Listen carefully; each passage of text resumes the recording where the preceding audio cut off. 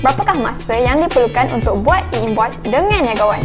Saya nak buat challenge untuk generate e-invoice menggunakan sistem Niagawan dalam masa 60 saat sahaja. 3, 2, 1, mula! Saya mulakan dengan buat invoice baru, isi nama pelanggan dan isi apa yang mereka beli.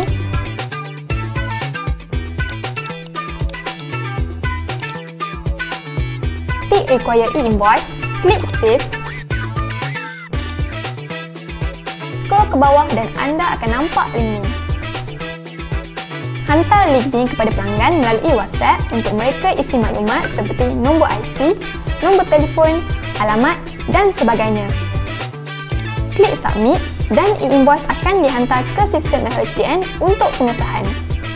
Anda boleh semak status e-invoice di sini.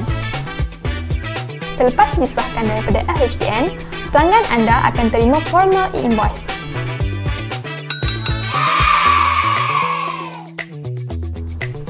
Cepat kan? Dalam masa 60 saat sahaja diperlukan untuk buat e-invoice dengan Niagawan. Nak tahu lebih lanjut? Klik link di bawah.